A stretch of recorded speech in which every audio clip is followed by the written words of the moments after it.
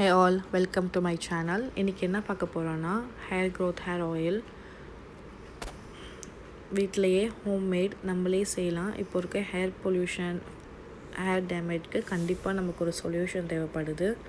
First இதுக்கு நம்ம செம்பருத்தி இலை ஒரு கப், அதுக்கப்புறம் பாலக்கீரை, அதுக்கப்புறம் கரப்பான் இலை பூவோடு சேர்த்துக்கலாம். அதுக்கப்புறம் ஒரு கப் மருதாணி இலை, அதுக்கப்புறம் நெல்லிக்காய், செம்பருத்தி பூ, கருஞ்சீரகம். இது எல்லாமே ஹேர் க்ரோத்துக்கு சூப்பராக நமக்கு ஹெல்ப் பண்ணும்.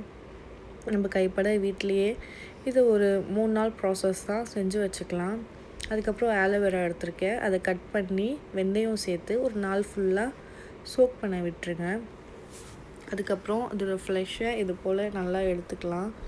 எடுத்துகிட்டு ஒரு மிக்ஸி ஜாரில் போட்டு தண்ணி சேர்க்காமல் நல்லா பேஸ்ட்டு போல் அரைச்சி இது போல் காய வச்சுக்கோங்க. நீங்கள் சூரிய ஒளியில் தான் காய வைக்கணும்னு இல்லை, ஃபேன் காற்றுல காய வச்சுக்கலாம். நான் ஒரு நைட்டு ஃபுல்லாக நல்லா காய வச்சு எடுத்தேன். இது போல் நல்லா காஞ்சிருச்சு.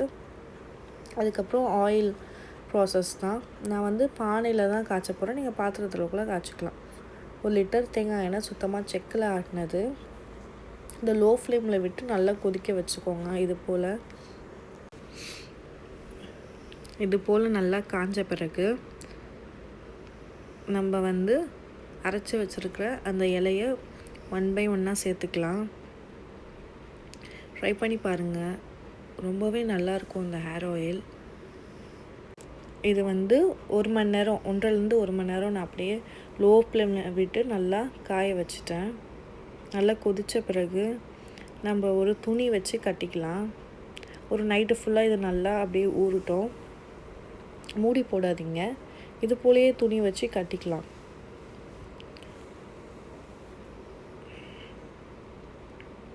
மறுநாள் காலையில் ஓப்பன் பண்ணிடலாம். எண்ணெய் மேலே இருக்கும், அந்த சக்கையெல்லாம் கீழே இருக்கும். நான் கண்ணாடி பாத்திரத்தில் தான் இதை எடுக்க போகிறேன். அதில் ஒரு வெட்டி வேறு சேர்த்துட்டு ஒரு துணி வச்சு இது போல் கட்டிக்கோங்க. ஃபில்டர் பண்ணுறதுக்கு நல்லா ஃபில்டர் பண்ணி பிழிஞ்சு எடுத்துக்கலாம். என்னோடய சேனலை நீங்கள் இது வரைக்கும் சப்ஸ்கிரைப் பண்ணலைன்னா சப்ஸ்கிரைப் பண்ணிக்கோங்க. பிடிச்சிருந்தா இந்த வீடியோவை லைக் பண்ணுங்கள்.